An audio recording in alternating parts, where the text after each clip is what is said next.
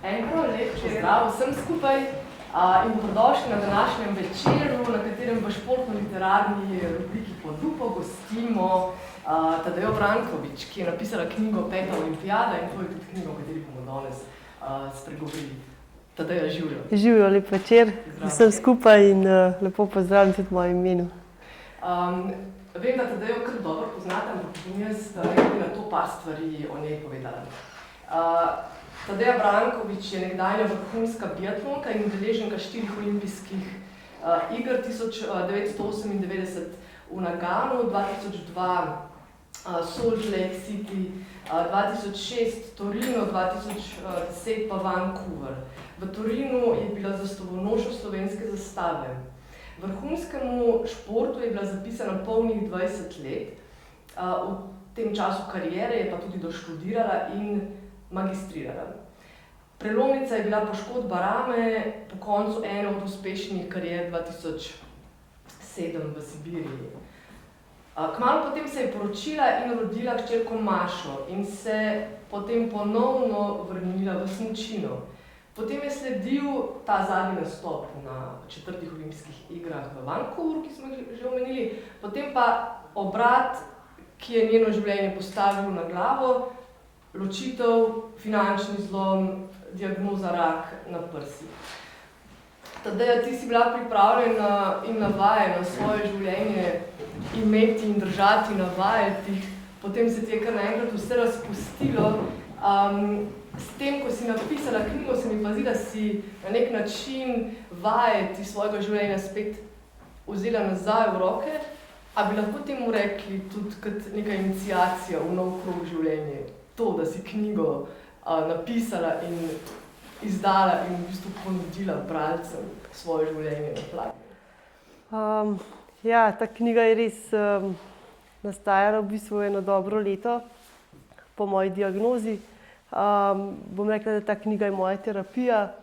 Skozi to pisanje te knjige sem nekako secirala svoje življenje oziroma ga vzela pod lupo. Še enkrat in določene stvari, določene dogodke, tudi športne kariere, videla nekako drugače zdaj. Podoživljala sem v bistvu vse svoje življenje, rekla še enkrat od otroštva naprej. In moram reči, da so se mi kakšne dogodke res videla drugače, jih zdaj vidim drugače, z drugimi očmi, kot sem zdaj že kot odrasla oziroma kot mama.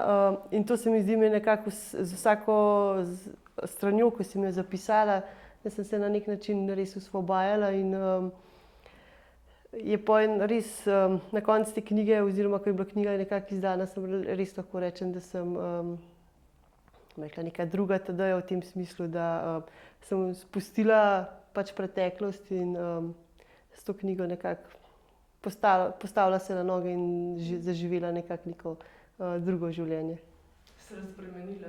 Ja, tako je, na ta način, da odvrgla se pravi ta preteklost, ki mi je prej mogoče na nek način bremenila, podoživela vse svoje športne trenutke, izvzela tiste, kjer mi radostijo še danes in mi prinašajo nekako zadovoljstvo in srečo. Seveda pa brez tistih najbolj krutih, težko podoživljaš tudi te lepe. In tudi športna kariera na nek način ima več slabih trenutkov kot dobrih, no, ampak brez tistih slabih ni dobrih. In ko enkrat to nekako ozavestiš in dojameš in to vzameš, da to tako je, nekako postane življenje v bistvu z dneva na dan lahkotnejše in greš lažje naprej. In tudi, ko pridejo te najtežje preizkušnje, kot je ta na koncu ta 5. olimpijada, diagnoza rak, sprejmeš nekako bolj tako lahkotno v tej smeri, da veš, da po vsaki težavi posije sonce in da to ne pomeni konec sveta. In ta šport, ti porazi, športni porazi so me naučili v bistvu neke potrpežljivosti v tej smeri, da sem tudi to 5. olimpijado sprejela nekako, rekla temu v narekovajih odprtih rok, ker sem vedela, da je še zmeraj na koncu upanje in da življenja še ni konec. Prihajaš pa iz vasi Vašce v Cerkljah pod Krvavcem. Kako je to okolje, iz katerega prihajaš, vplivalo na te? Kako te je opredelilo? Mislim, da je zelo dobro. No. Res živim dobesedno na vasi. Moje otroštvo se je odvijalo na vasi. Imela sem še to srečo, da sem odraščala brez telefonov in velike tehnologije. Jaz sem še v bistvu otrok tiste generacije, ko si prišel zvečer domov ves umazan in lačen. In to se mi zdelo je nekako zaznamovalo ta druženje in to prijateljstvo. In ta druženje ostaja tudi v današnjih dneh. In ta povezanost vasi oziroma otrok med sabo mi je fajn, da tudi moji otroci zdaj še vedno lahko živijo v tem okolju. Kar se pa športa tiče, kaj mi je dalo otroštvo v tem delu, ko sem živela na vasi, predvsem to razigranost in pa neko nenehno gibanje, neko aktivnost, ko nevede si vedno na svežem zraku in pa razvijaš pač neke svoje kompetence v tem smeru, tudi tako gibalne kot pa tudi umske, ker se v bistvu skozi igro smo se tudi sproščali in odraščali v zdravem duhu. No, in to je sigurno neka zelo dobra popotnica, ko jo lahko dobiš ali pa jo daš svojim otrokom. Domišljija na vsakem koraku. Ja, mislim, bile so tudi neumnosti, seveda, brez teh ni šlo in tudi te neumnosti so nas delale pač posebne in se mi zdi, da teh malih neumnosti včasih zdaj premalo, no. In otroci težko živijo tisto čisto sproščeno otroštvo, kot smo ga mi. In ta otroštvo na vasi mi je pač ostalo zelo lepem spominu. No. To izkušnjo lahko daš naprej svojim otrokom in to je zelo pomembno. Ampak še nekaj drugega sem te zdaj želela vprašati. In sicer en del tvojega, ne ravno otroštva, ampak mladosti je pa vezan tudi na Škofjo Loko. Ja, res, velik sem se sem pel. Sem si hodila na gimnaziji in to v športni oddelek. Res je, ja. Kakšne spomine na te čase? Se spomniš svobode ali se spomniš neke togosti, pa pač prevelikega bremena treningov in šole? Vse to si morala takrat usklajevati med sabo. Jaz sem osupla brala in primerjala svojo zgodbo, kajti jaz sem tudi hodila na gimnazijo v Škofjo Loko, ampak pač na bolj sproščen način. Bolj sproščen. Sem imela tudi občutek, da sem ves čas pač v nekem primežu, ampak ko sem brala tvoj urnik, sem si rekla, okej.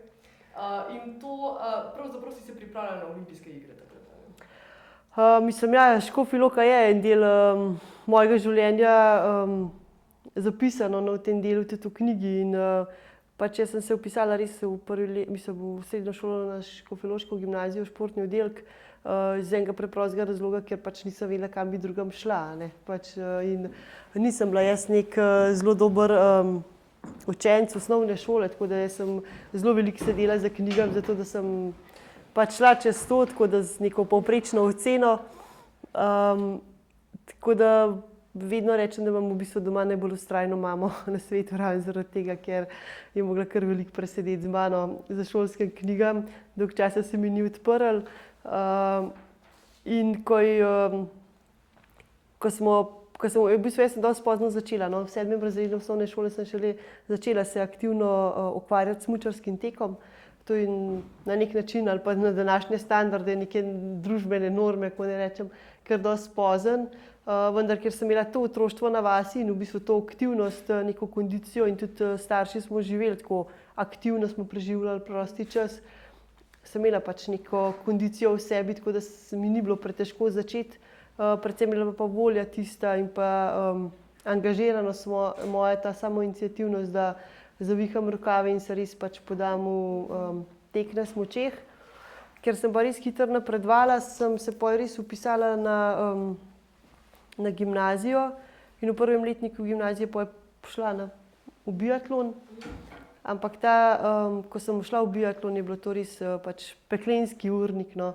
Mene pač ni bilo v šoli ali pa doma 250 dni na leto, tako da doma sem imela bolj tako, mama je imela ogromen zemljevid sveta, brat je bil tudi športnik in je pač kot Kristca delala, tako kot ti dispečeri zdaj, ki imajo svoje kamione, ona delala, kje sva midva.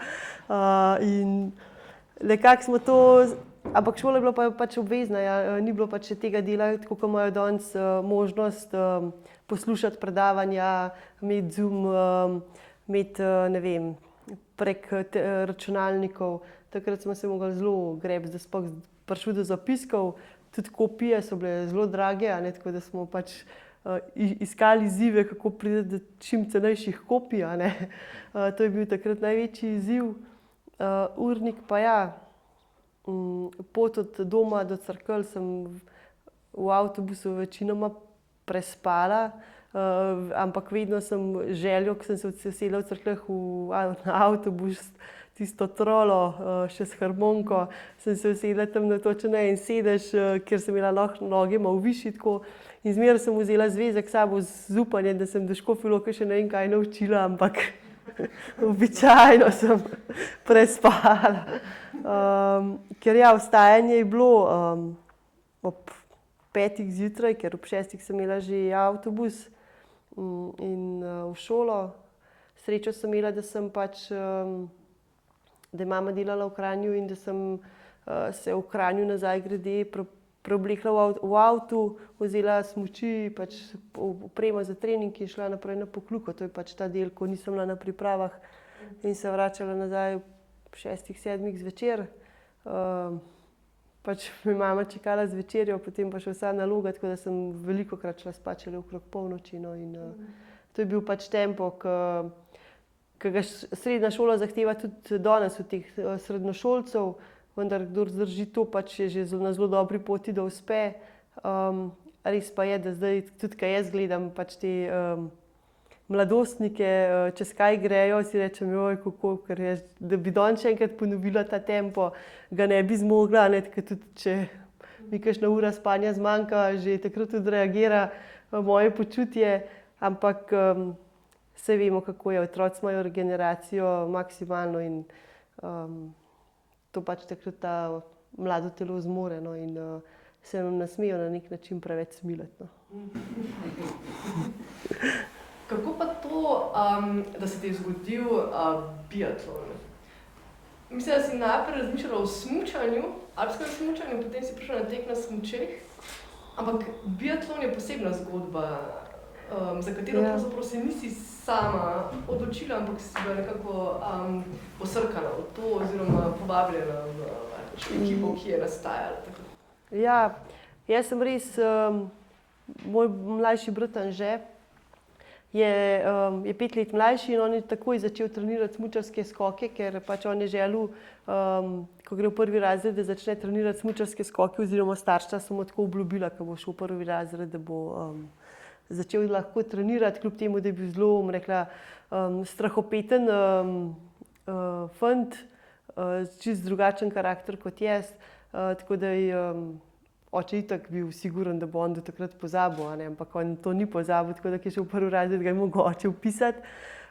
In potem smo nekaj časa spremljali njega, ne, in na koncu je šlo meni že malo na živce, ker smo pač navijali za njega in jaz sem samo hodila z njim na tekme in sem se potem nekako enkrat uprla, da želim tudi jaz nekaj trenirati. In v 7. razredu sem bila absolutno prestara za alpsko smučanje. Smo veliko smučali sami, mislim, z očetom sem veliko smučala, ker mami je anti-smučarka, ne. Ja. In seveda sem bila prestara, tako da mi edina stvar, ki mi je še ostala od takrat, je bil potem tek na smučeh, no, in sem se vpisala. Sem bila 2 leti potem v smučarskem teku, ja, in ker sem res zavihala rokava in se res me ta šport potegnil noter, so mi potem v 1. letniku gimnazije ponudili, da prestopim v biatlon, kjer nisem bila najbolj navdušena, raven iz razloga, ker sem si vedno rekla, da jaz pa puške že ne bom nosila, a ne. In sem bila zelo v precepu, ali se odločiti ali ne. Vendar sem potem nekako taktično se odločila sama s sabo, no, da starša sta mi ponudila podporo, vendar odločitev je bila moja. Ker sem rekla, tako sem po mladostniško razmišljala, ne, da če grem zdaj v biatlon, okej, lahko ostanem, pa grem v tek, še zmeraj lahko nazaj. Zdaj, če pa ostanem v teku, po biatlon ne morem več, a ne, tako da tlele sem bila malo, sem se potem odločila, no, čeprav se je potem takrat prvi življenje pač mene in moje družine pač obrnil na glavo. Ja. Ima pa biatlon zelo zanimivo zgodovino, a ne? In sega tja med Švedsko in Norveško mejo, tam so vojaki prvič, oziroma pač na tej norveško-švedski meji se je prvič preizkusila ta disciplina, takrat se je temu reklo patruljni tek. Patruljno smučanje, oziroma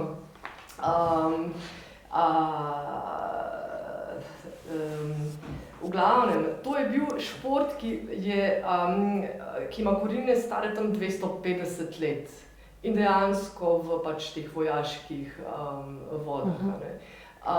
Pri nas pa v Dražgošah. Pri nas pa so bile prve tekme na področju biatlona v Dražgošah. Ja. No se ja, tam so bolj vztrajni. Zelo takimi dolgimi koreninami. Ja, mogoče ja, tudi ta vojaška zgodovina ima noter, tek. Ja, pravzaprav so bili pač vojaki tisti, ki so prvi sprobavali in tudi na nek način promovirali to obrambno pripravljenost države. Tudi biatlon je čisto vojaški šport. So pač to. Bi pričakoval, da mogoče bi na blokah začela, če so bili že tekači iz blok, da bojo še biatlonci, ampak... Mislim, da so tudi tam bile potem, ja, so bile tudi tam tekme, ja. Sekire bi tam. A, sekire? Tudi možen, ja. Ja. Ženski biatlon smo pa na olimpijskih igrah prvič videli šele v Albertvilu 1992. Zelo pozno, se pravi šele 92, ko so ženske prvič nastopile v biatlonu. To je 30 let. To je pred 30 leti. No, takrat sem bila že rojena, ja. Rodila sem se že, v bistvu takrat sem začela tek na smučeh trenirati. Tako da ja, dokaj pozno, no, in potem se je zelo hitro razvijal, ampak ne glede na to, da smo prišli tako pozno na olimpijado, da smo se lahko pridružili fantom, je zdaj ta trenutek tako, kar se tiče razvoj kot ženskega, kot moškega biatlona, smo lahko res zelo smo enakovredne in se mi zdi, da tukaj mogoče najmanj teh razlik kot moški skoki, ženski skoki ali pa ženski biatlon, moški biatlon. Tudi skupaj pač potujejo reprezentance, tekme se odvijajo na istih prizoriščih istočasno.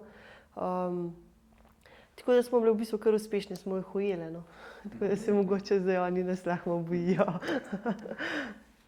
Ženske v športu, to je tudi ena taka zelo zanimiva tema, se mi zdi. Kako si se ti kot ženska z vsemi pač potrebami, ki jih žensko telo, oziroma z vsemi značilnostmi, ki jih žensko telo ima, kako si se počutila v določenih primerih? V knjigi govoriš tudi o recimo hormonskih terapijah, ki si jih morala imeti zaradi menstruacije in tako naprej. Kako si to takrat doživljala? Pravzaprav si imela zelo jasen cilj, po drugi strani pa si morala reševati neke težave in to me predvsem zanima. Kako se spomniš tega? Kakšen je bil odziv, razumevanje vodstva do tega? Ja, to je v bistvu tema še za eno knjigo lahko. V bistvu ja, ženske in šport, se pravi, družbena mnenja so zelo deljena, no.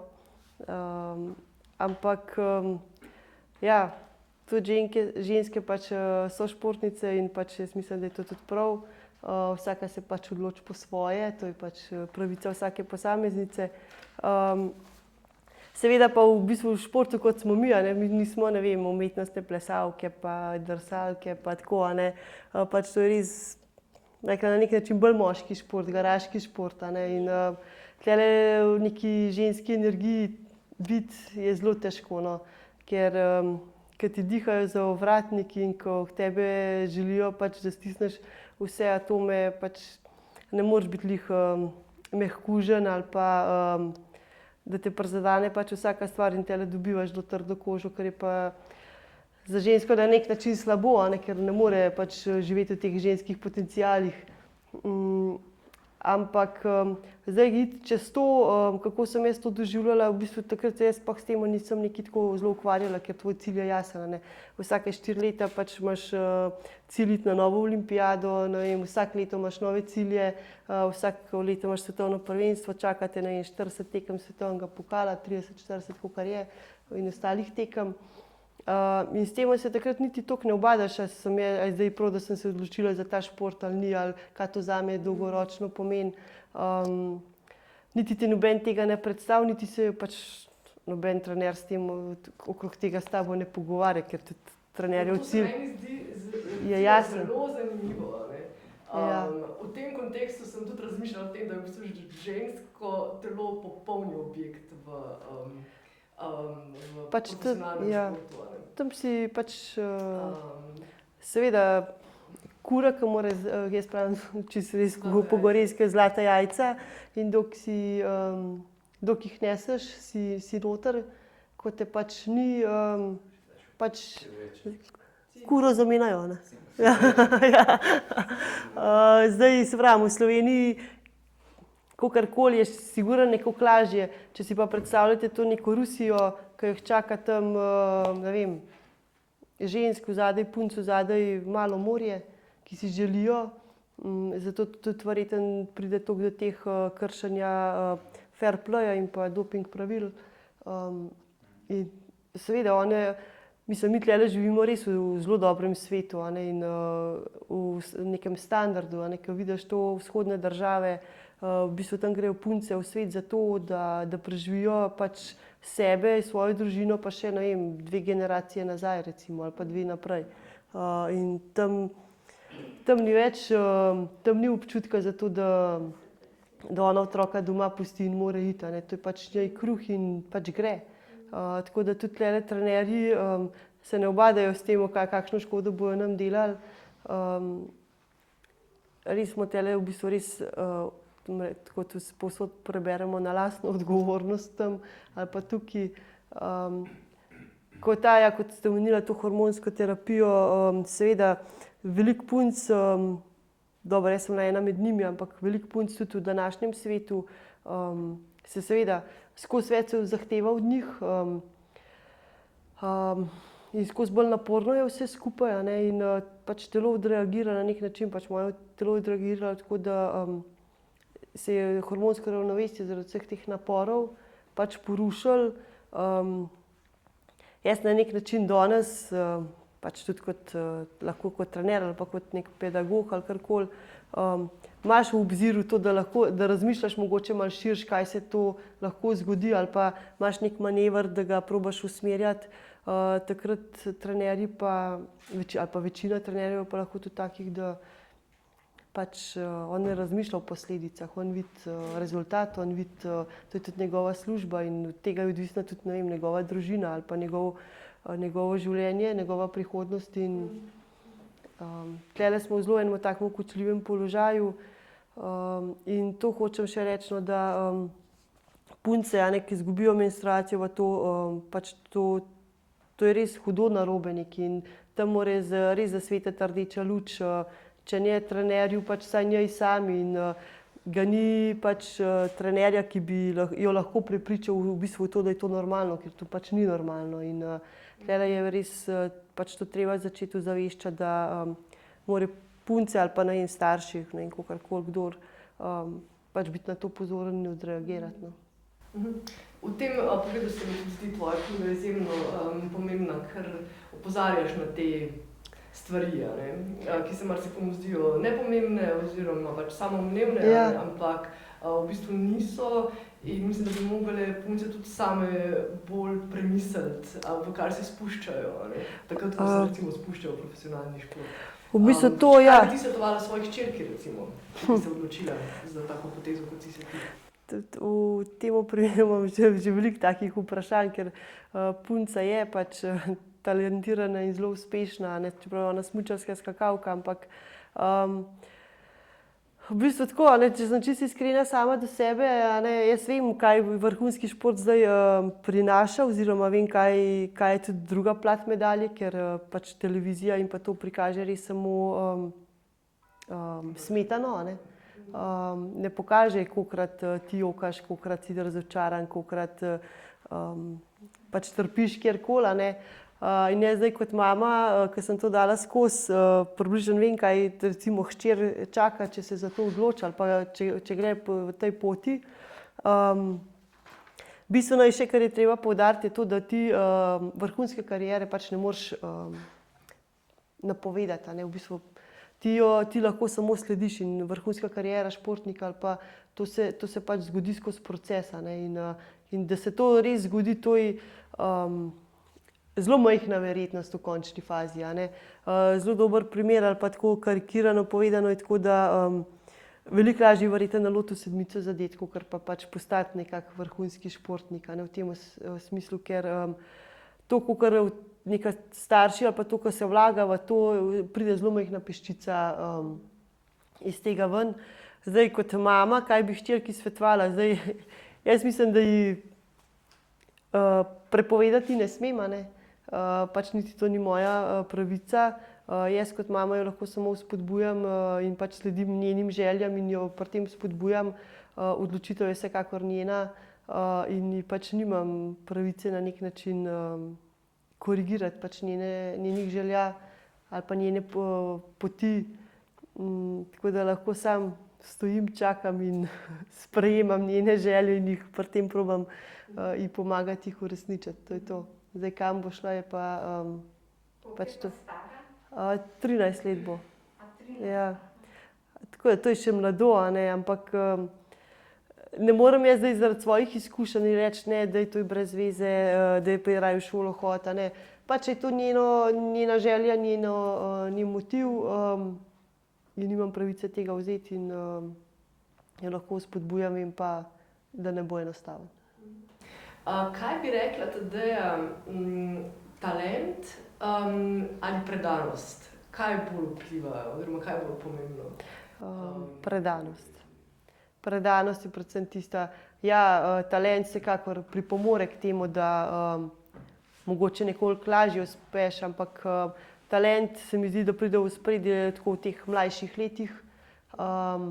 Ko pa ti si enkrat v članski konkurenci, pa v bistvu samo še volja, želja in pa ta predanost, koliko si pripravljen se predati oziroma živeti za ta šport in dolgo časa živiš. Ta šport, tako da ga doživljaš, da ti je v veselje, da ni motiv recimo denar, pa si uspešen, ko ta želja preraste v kakšen drug motiv, materialen motiv, je pač v globalu se kariera obrne navzdol.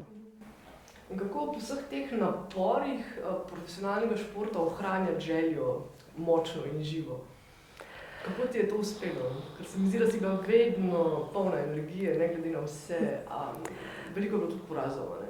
Mislim, teh je več, ja. Ja, veliko je. Teh je več kot, ampak zdaj tlele, kaj je bilo tista motivacija? Tlele običajno rečem, da je to res en del karakterja, ki ga prinese s sabo na svet, no, ki se pa s tem se rodiš. Sigurno veliko pripomore tudi vzgoja staršev, mislim, ali pa kako pač kakšno je življenje, ali pa ne vem, življenje doma. Dejansko pa potem ta samoiniciativnost in pa ta predanost, želja. Ne vem, jaz se nisem veliko s tem ukvarjala, kaj. Enostavno sem se prepustila in sledila toku dogodkov, vsako sezono znova in ne vem, se mi zdi, to je tako kot en vrtinec, ki te potegne noter, nekako ne moreš izstopati ven, a ne. In če bi mi takrat, ne vem, mogoče v tem navalu, ko sem bila v tem fokusu treningov, da bi mi en rekel, danes zaključiš kariero, mislim, da po moje ubijam takrat. Tako, ga ni takrat, ne vem, da bi te lahko ustavil, no, in to je po moje nekak del tebe. Res pa je, da te potegne noter, a ne, in to v bistvu trener ali pa trenerji točno vejo, a ne, ko imaš ti plan začrtan, slediš, a ne. Tvoja motivacija je bila tako močna, ne, da to se zelo čuti iz knjige, ko bereš, čutiš to kako si bila usmerjena proti cilju. A ne? In trenerji so to videli, tako da si po eni strani bila in si še vedno trmasta usmerjena, po drugi strani pa tudi zelo vodljiva. Ja, ja. Oboje. To so v bistvu lastnosti, ki se izključujeta. Ne? Ampak pri tebi sta tako zelo lepo se pokrili in rezultirali potem v tej uspešni športni karieri. Mislim, trenerji imajo zelo radi vodljive, a ne. Mislim, v bistvu tudi vsi, a ne, vsi učiteljni pa vsi imajo radi ali pa, ne vem, vodje v službah na delovnih mestih, seveda imajo najrajši ljudi, ki so vodljivi, a ne. Ampak točno se pa tudi recimo trener zaveda, da če jaz ne dam vse v bistvu iz sebe na progi, a ne, tudi ne more, tudi njegovo delo ne pride potem do izraza, a ne. In tukaj se pa zdi, se pa ločimo po karakterjih oziroma ko ljudi ali pa športnika ali pa človeka spravaš na tisti maksimum njegove obremenitve, zdaj je to maksimalni srčni utrip, ko v bistvu niti več ne čutiš svojega tako telesa, v bistvu čutiš ga skozi bolj, ko veš, da te vse boli, a ne, ampak ali ko si lačen, a ne, ko prideš v ta preživetnjeno fazo, takrat se pokaže tista tvoja notranjost, a ne. In zdaj tudi pri športu je tako, da na tekmi, ne vem, če nas je 100 na štartu bilo, vsi smo trpeli, vse nam je bilo težko, a ne. Zdaj, peščica teh od 100 pa v bistvu zmore iz svojega telesa potegniti še malo več, a ne. Zdaj, če smo bili mi, ne vem, ženska ekipa, ne vem, primer 5 punc, smo trenirali vse isto, recimo.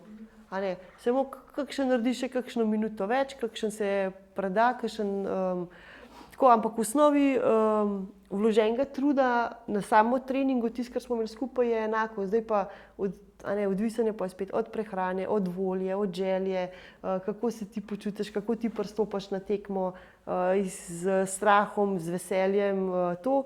In takrat, ne vem, klanc, ki je najbolj težko, ko te res vse boli, pa če ena punca reče, ne morem več, a ne, se isto preteče klanca, ne, ampak jaz sem bila pa v bistvu športnica, ki sem bil v bistvu že malo mazohist in takrat, ko je res vse boli, se kaj dajte, da še malo daje, ne, še malo stisne, ne. In tam se pol delajo pač razlike in to je to, kar sva že prej govorili, tam ne moreš biti v ženski energiji, a ne. Tam moraš biti v bistvu, tam je pa res, kot rečemo, mesarsko klanje, ne, in kdor ga preživi in kdor ne, je pač povprečen, ne. Se pravi, razlika se dela tam, ko nekdo gre naprej od tiste točke, ko ne more več. Ja, mislim, tam se mi zdi, da se pač odločilna tekme, to se tam lomi, tam se lomno. Navadni smrtniki si to zelo težko predstavljajo. A ne, saj to v bistvu ni treba, da je to samo vrhunski šport, a ne, tudi če greste, ne vem, sami hoditi, ne vem, tle imate Ljubnik recimo, ali pa ko ti je že težko, pa ko že ne moreš več, pa ko že žejem, pa vse že dol teče, pa noge te bolijo, da takrat rečeš, evo, še, ne vem, 5 minut bom zdržal, a ne, še 5 minut bom isti tempo šel, ali pa bom šel še malo hitrejš. Saj verjemite, telo se poje adaptira, on se hitro navadi, a ne. Tako kot želodec, ko se je malo manj poješ, malo krul, pa se pa tudi navadi, ali pa lih kontra, a ne, tako da telo je maksimalno prilagodljivo, ampak glava je pa poj tista, ki daje ukaze, kaj bo telo delalo in tlele glava pač bistvenega pomena. Okay. Na tej svoji športni poti si spoznala veliko ljudi. Se spomniš koga, ki te je še prav posebej navdahnil oziroma vplival na te? Ga imaš v spominu, ga ne moreš pozabiti oziroma je ne moreš pozabiti, je še vedno s tabo na nek način? Pa tako se mi zdi, ja, šport, tako bom rekla, srečaš ogromno ljudi, potuješ po svetu, čeprav od teh potovanj, tako kot ljudje mislijo, imaš samo letališče, hotel pa štadion, a ne. To ni časa za kulturne znamenitosti in pa to, ker trener točno odmeri vsak izhod iz hotelske sobe, dobiš pod nos. To prvič, ko ne zadaneš ali pa ko nisi v normi, ki si jih je on zadal, tako da vse vem, zaradi tega, ko šla zadnjič v trgovino po čokolado, zato danes ni bila dobra. Mislim, tako. To so pač take primerjave, zdaj karikiram, ampak dejansko tako je in ker se tega navadiš, pač nimaš teh izhodov. Tako da življenje v mehurčku, tako kot smo ga imeli zdaj v koroni, smo ga mi obvladali že 20 let nazaj. In nam ni bilo težko vsak, ker nismo maske nosili. To je bilo pa drugače pa življenje v mehurčku. Drugače pa takrat, ko smo tekmovali, se pozdravljaš, čutiš to prijateljstvo, ampak nikoli ni časa takrat, da bi ta prijateljstvo razvijal oziroma hodil na kave. Tako da se mi zdi, ta biatlonski krog teh prijateljev smo šele zdaj, sploh ko imamo zdaj te družabne medije, ki si lahko v kontaktu, da vidiš oziroma začutiš, da so se spletle pač neke te prijateljske vezi. In smo tako v povezavah in se v bistvu spodbujamo in smo nekako tako, čutiš to energijo, da ostane. In to se mi zdi res zelo lepo, da ne vem, tlele pa ni vprašanja, ne vem, bi šel, ne vem, na Norveško, pokličeš tam enega, se javiš, pač vsak te je nekako vesel in pač in obratno. In to se mi zdi ta čar tega prijateljstva. Tudi, čeprav smo bili takrat pač najhujši sovražniki, ampak tukaj z leti, ko se ta tekmovalen del umakne, pač pride na plano ta del prijateljstva. Veliko je vprašanj, ki se takole porajajo. Morda tudi od poslušalcev, kdo lahko zastavi kakšno vprašanje ali pa si ga pripravi za kasneje. Tadeja, spomnim se tudi, medtem ko sem brala, pretresljiva je tvoja zgodba. Na vsaki strani poveš veliko stvari, dala si vse od sebe, tudi pri pisanju knjige si pravzaprav funkcionirala na ta način, da si dala vse od sebe. En trenutek, ki me je pretresel, recimo poleg vseh, je bil ta trenutek, ko si poškodovala ramo. To so bili že neki te zadnji izdihljaji tvoje športne kariere, ampak v bistvu si bila takrat v zelo dobri formi, pa si padla nepričakovano, to je bilo v Sibiriji. Ja. In si padla, ampak ti si šla do konca, ne glede na to, da ti pač je bolečina parala telo, si pač šla na smučke. In tudi, zdaj, če gremo spet nazaj na to temo, odnos trenerjev, oni so pač tudi to spodbujali. Oziroma, a mogoče tudi ti nisi izrazila tega, zanima me ta trenutek, ti nisi izrazila te bolečine, sama si rekla, da imaš zelo visok prag bolečine. Si šla nazaj na smučke, ker si sama tako hotela. Zanima me ta moment, kako se ga spomniš? Mislim, marsikaj te naučijo trenerji, marsikaj pa takrat tudi reagira pač tvoj karakter. Mislim, si predstavljate, ne vem, da, kaj si vem, delaš magistrsko nalogo in si, ne vem, en dan pred zagovorom zlomiš nogo ali karkoli in pač mislim, da boš vse naredil, da boš to nalogo zagovarjati. Približno tako vam probam plastično pokazati. Zdaj tudi, ko sem bila res šla čez to rusko šolo, pač biatlona, ki me je ta trener, beloruski trener Vladimir Kolorkovič. To je bilo pač, danes bi vsakemu mlademu športniku dala kakšne te ruske vzgoje, pač v dobrem smislu, da se zave v bistvu, kaj je red in disciplina. In takrat pač smo bili res dosledni, pač smo res upoštevali stvari in tam ni bilo možnosti demokracije, vendar pa je bil pa tako nek spoštovanje. In to se mi zdi zdaj nekako pil vodo, da smo nekako funkcionirali.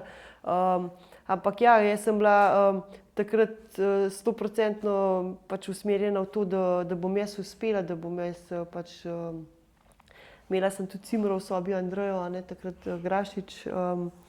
In ona je bila takrat dobra, ko sem jaz prišla v biatlon, je ona že zmagovala in jaz sem jo takrat kopirala. In jaz sem v bistvu jo kopirala v toliko, da če je ona kupila, ne vem, čokolado, sem kupila jaz čokolado. Če je ona vzela za večerjo makarone, sem jih jaz vzela.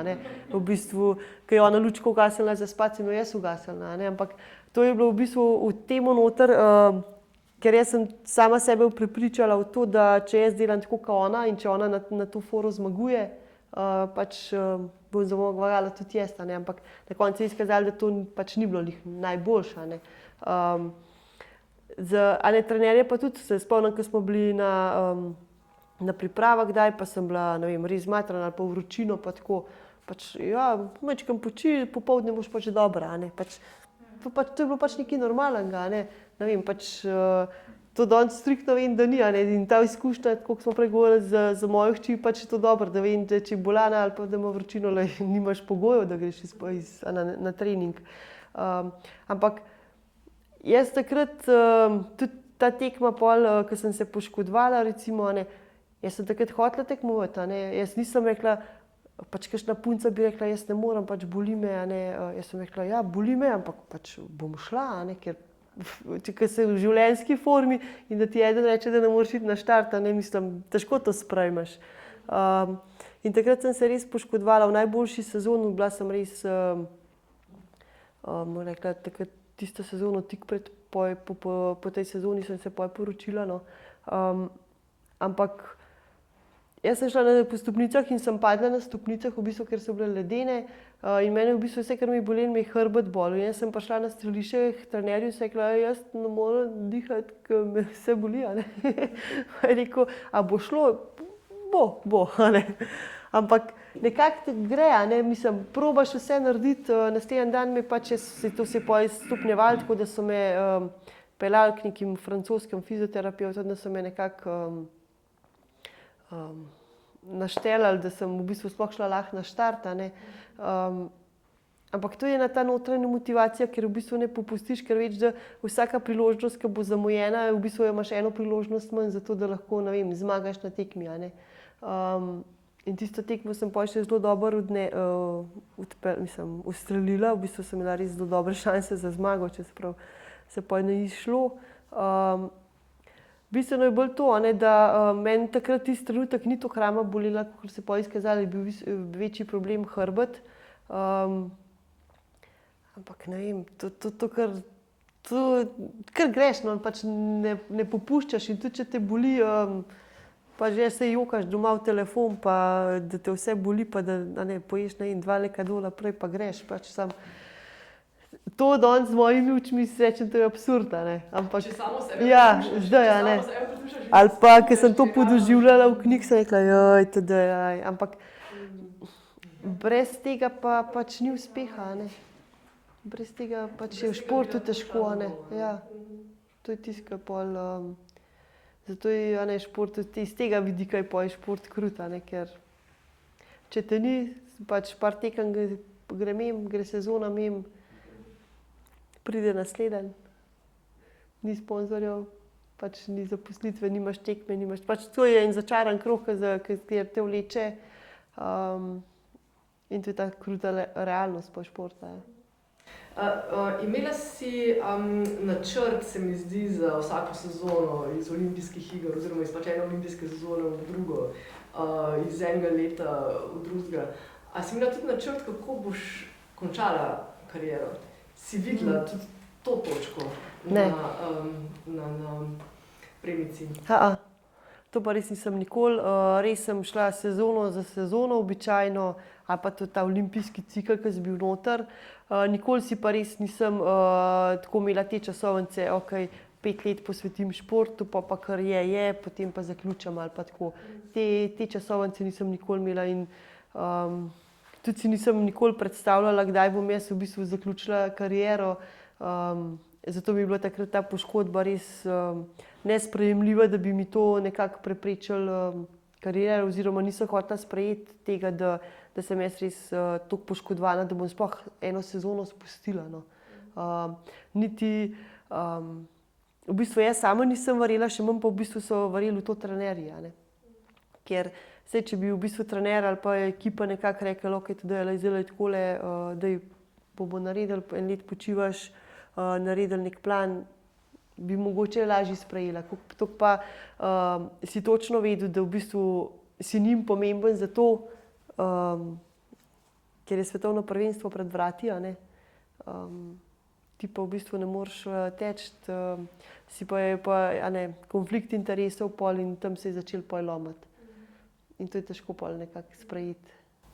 Materinstvo večini žensk nekako spremeni, pot nate je vplivalo do določene mere, ne pa toliko, da bi pustila kariero.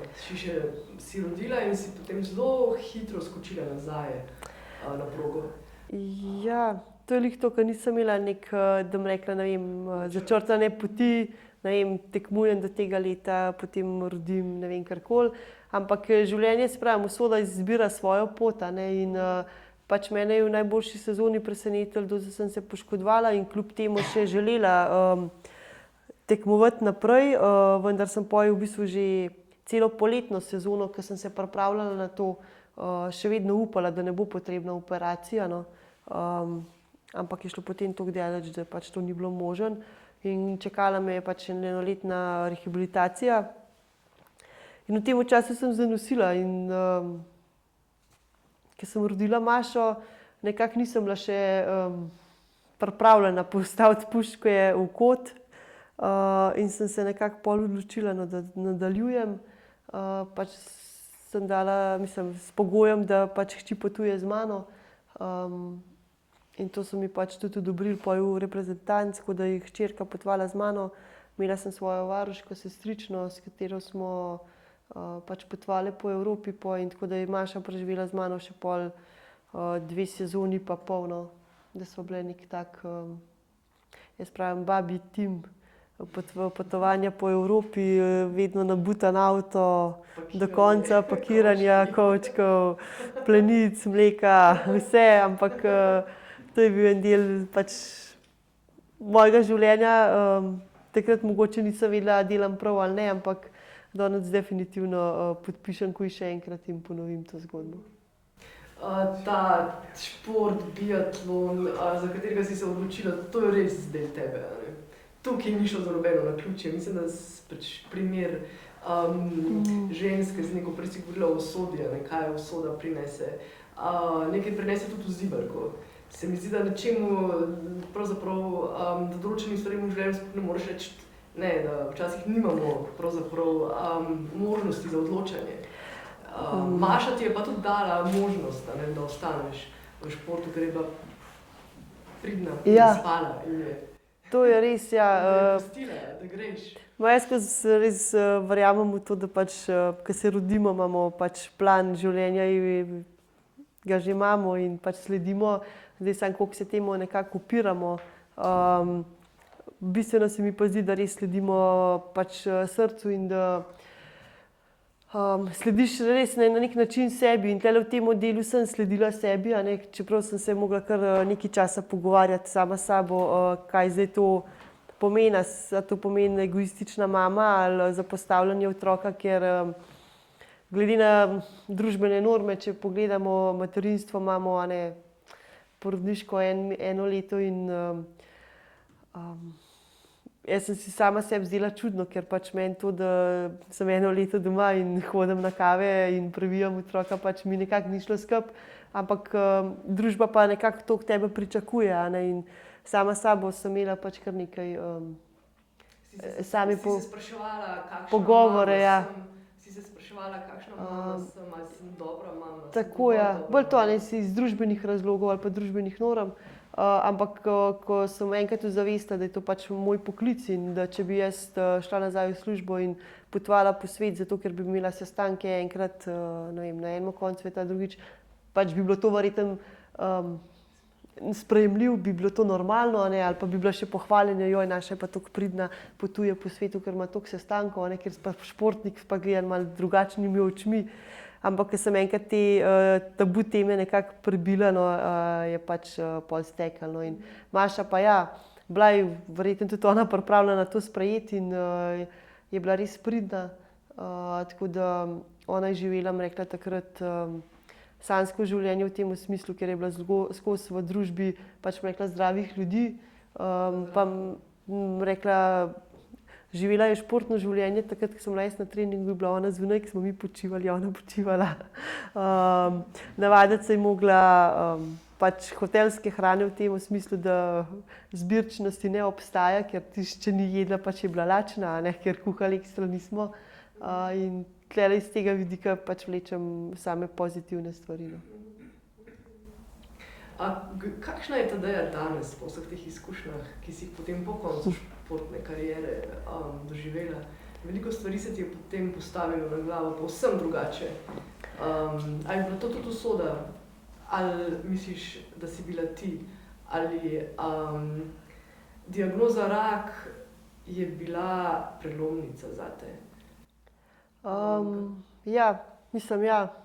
Kakšna sem jaz danes, zdaj morate vprašati mojo mamo, moje otroke, prijateljice.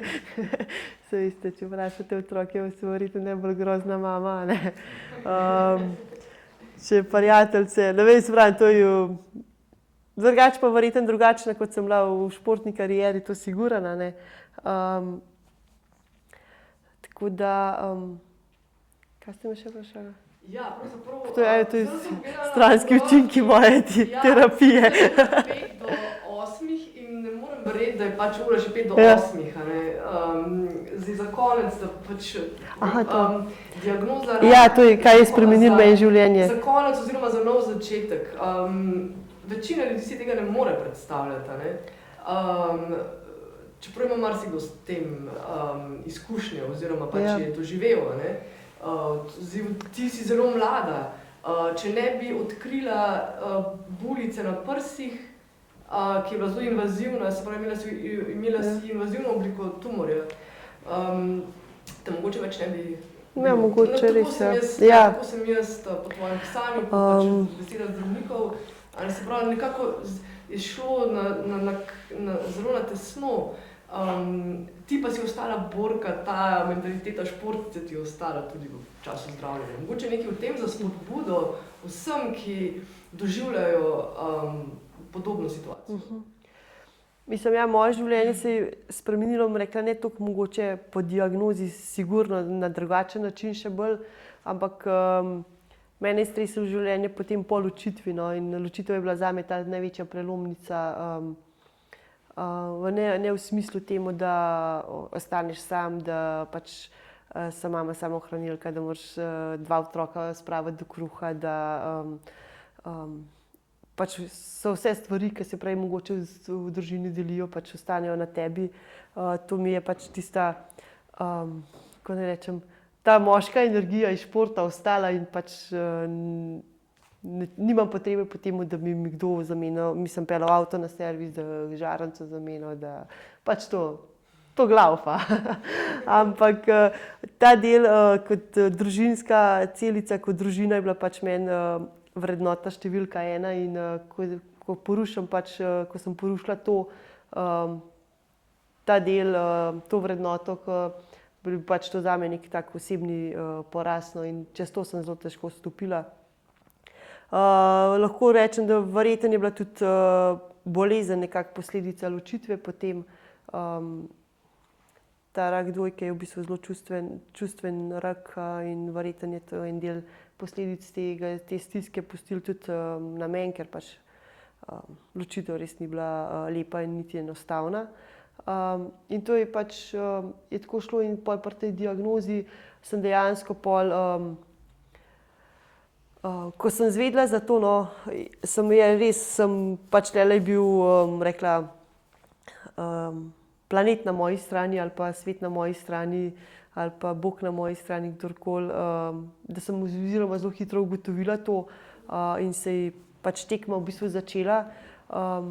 Največ mi je bilo to v izkušnjo to, da sem nekaj te bolezni raka že v bistvu imela v družini, ker je moja stara mama zbolevala za to in sva tudi na koncu koncev hodila skupaj na kemoterapijo, no, kar je bilo pač tudi nek, rekla, babica in vnuki. Ja, dogodek v času korone, ker smo imeli občine zaprte, sva imeli pač edino možnost, da sva se družile, takrat sva šle skupaj v Ljubljano, in to je bilo pač vsak teden sva to podoživljale pol in sva vzeli to za nekaj dobrega.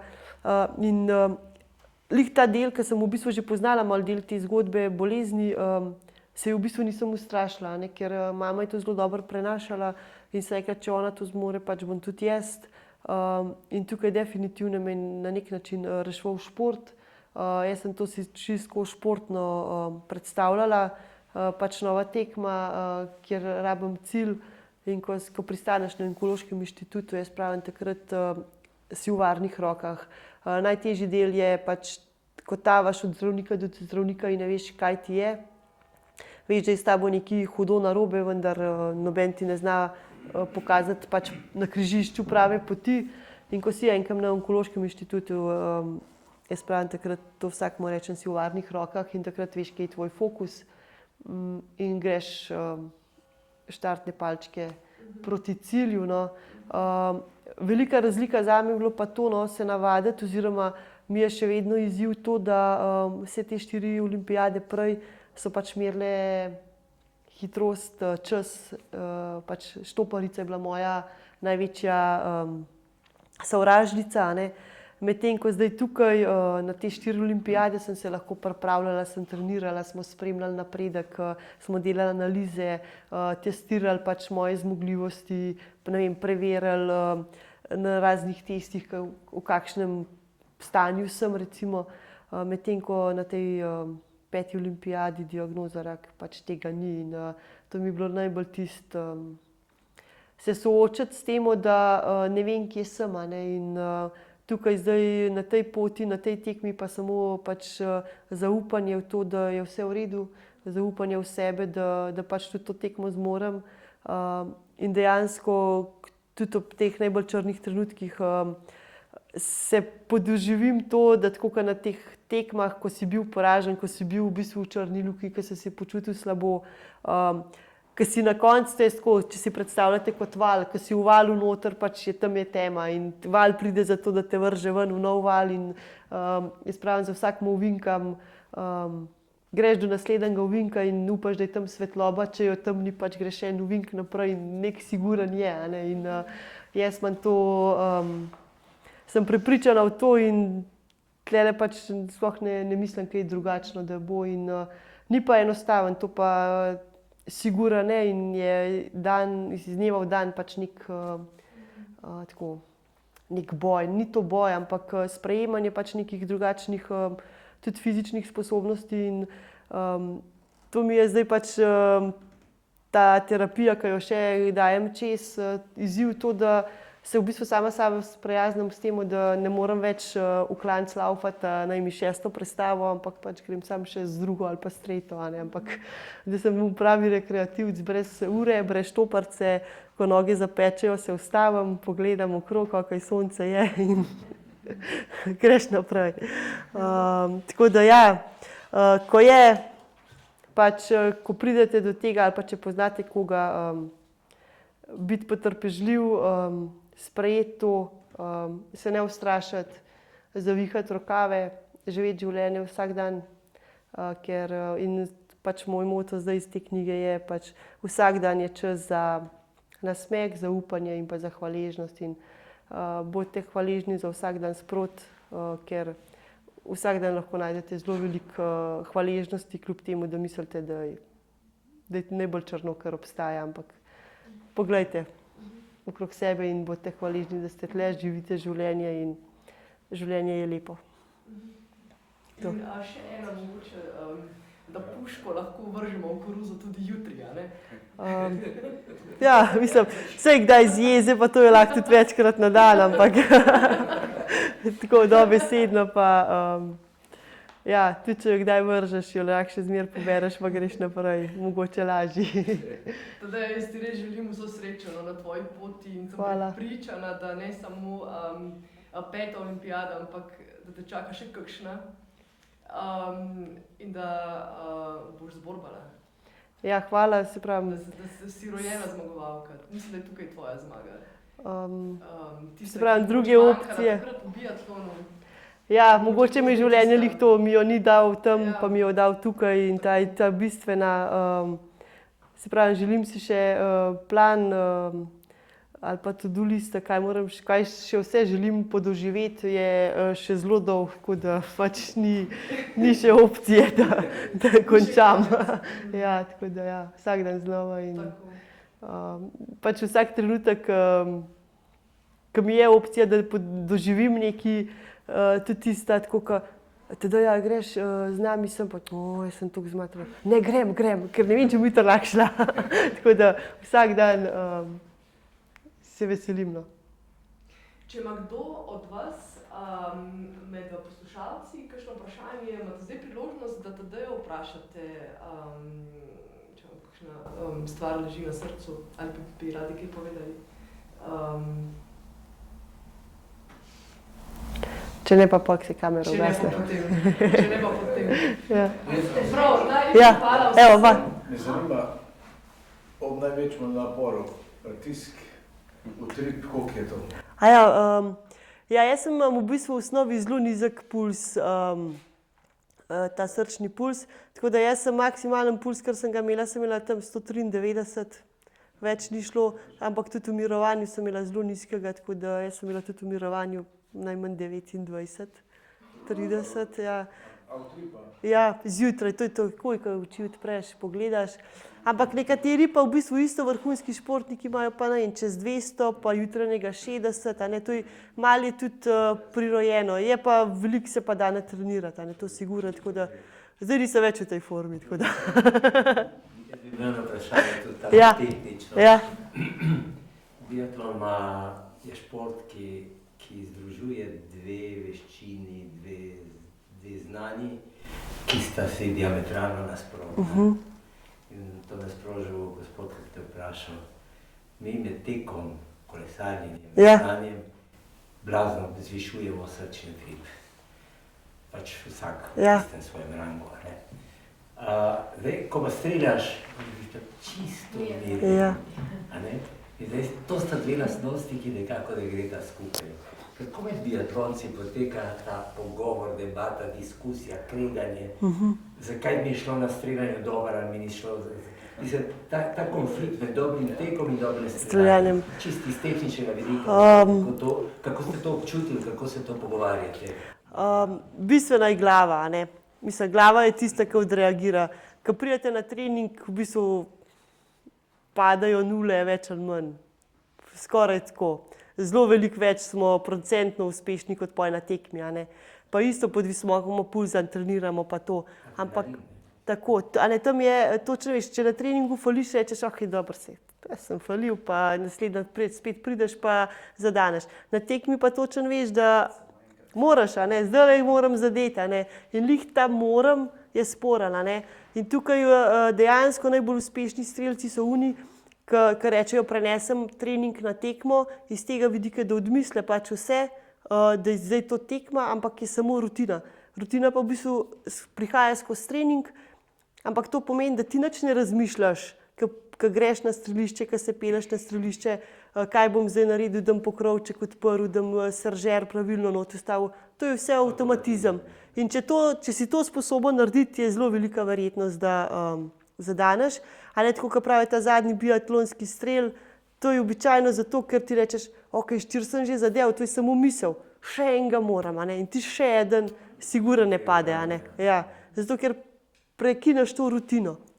Tako da glava je res bistvena, drugače pa tako. Puls tudi pri streljanju ne sme preveč padeti. Mi pridemo na strelišče, 180 pulza, začneš pred streliščem, 300 metrov prej spuščati in prideš mogoče na samo deko, na to strelsko mesto 160, recimo, tam odvisen, tam 150. In ne sme hitro padati. Nam puls v bistvu v eni minuti pade pod 100 pola. In mi pod 100 je utrip tako bum, bum, je zelo močen in to te moti pri streljanju. Zato lovimo ta manevrski prostor, 25-30 sekund za streljanje, ker puls še ne pade toliko in je zelo hitro bije, ni pa močen.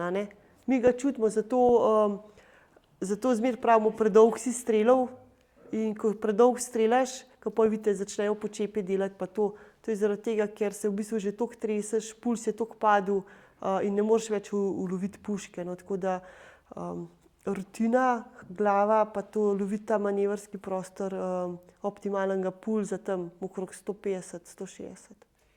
In še eno vprašanje bolj filozofsko, športno. Ja. Mateja Svet je svetovna prvakinja, pa vse danes neha, ne gre več, adijo. Ja. Košir pa še 10 let smuča. Kaj je razlika v teh dveh osebnostih športnika, ki pride do enega trenutka, ki reče, da bom pa nehal? Pa tistega, ki še vedno upa, da želi, upa ali misli, da... Pisma, to je, ja, osebnostno, mislim, verjetno je to čisto individualno, kaj te še vleče naprej, ne? Zato sem prej tudi rekla, dolgo časa je želja, motiv po tem, da ti tekmuješ, si lahko uspešen. Ko grem jaz, ali pa če bi šla jaz na štart samo zato, da, ne vem, zaslužim denar, je v bistvu motiv čisto drugje, a ne? In to ne moreš biti več uspešen. Zdaj, eni vlečejo zaradi sponzorskih pogodb, zaradi pač medijske prepoznavnosti teh stvari, pa res je tudi, fantom je lažje vleči kakor ženskam, a ne. Fant reče pač, jaz bom še nekaj podaljšal, saj žena je doma, bo Mirka otroke previja, to pač pride, ka pride, to je to in spet gre, a ne. Tako da tlele se mi zdi to najbolj, a ne, eni si želijo na vrhuncu prekiniti, eni ne. Unika pa vlečejo pa dostikrat tudi to, da rečeš, mogoče pa še ni čas, da zaključim, a ne. Če pa še 1 let podaljšam, mogoče se mi pa odpre, a ne. Tudi taki primeri so. Ker že reče, že skoraj zaključil, pa rekel, daj bom še 1 sezono, kar bo pa bo. In ker rečeš tisto, kar bo pa bo, dostikrat poj se sprostiš, ali razturaš, pa se dvigneš, ali pa polom, a ne. Tam je pa tako malo... Bolj zanimivo je pol, koliko se jih še vrne na smučanje ali pa tako, ko zaključijo, a ne. Zdaj, če ti razumsko nekako zaključiš brez tako sam, da si pomirjen s temo, ali pa tako, ko jaz recimo grem še zmeraj rada na tek na smučeh. Zdaj, če pa to neka grd zaključek ali pa da se res ti odbijajoče, pa marsikaj še ne gre par let ali pa sploh nikoli več, a ne. Na smuče, da pa... Tako da, jaz grem še rada, pač to je moja paradni šport, ampak do bolečine. Dobro, super. A bi še tukaj rekel? Mogoče, Ja. ko je recimo, ko pridete v ekipo, koliko je recimo za biatlon, koliko je takih bilo punc, ki ste bile takrat, koliko velika skupina je bila to, no? Takrat ni, pa tudi zdaj v Sloveniji ni veliko. Nas je bilo takrat, to se pravi 6-7 punc je bilo v bistvu maks, kar je bilo v reprezentanci, a ne. Tudi zdaj je mladina, ja, zelo, tudi če je dosti dežja, je še kar suša.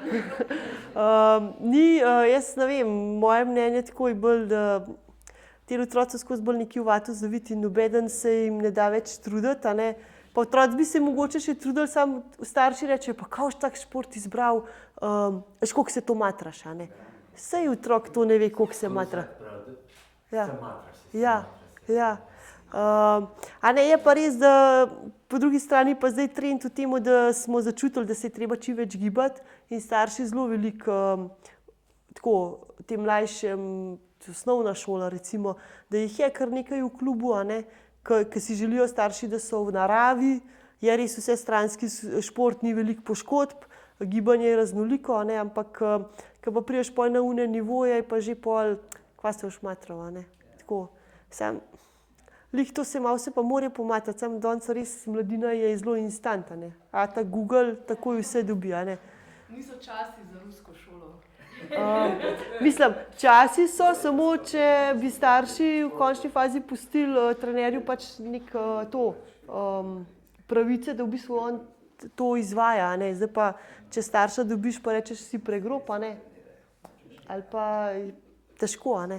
Pa je to peljati naprej. Čeprav mu želiš samo dobro, a ne. Tako da jaz mislim, da tele starši bi mogli, tako kot ima učitelj pač neka avtoriteta, ali pa skozi svet, koliko je bila včasih, je tudi trener avtoriteta in prepustiti, pač zaupati, seveda spremljati, da je vse v nekih pravilnih zdravih okvirih, ampak vtikati se v to, kaj boš danes na treningu delal, pač ni pristojnost starša, a ne. Tako da tlele se mi zdi, se športu iz tega vidika zelo slabo piše. To. Prav. Draga Tadeja, najlepša ti hvala za vse Hvala. izkušnje, za pogovor. Hvala. Vam vsem za poslušanje in ostanite zdravi, berite in hodite v knjižnico Ivana Tavčarja, Škofja Loka. Hvala.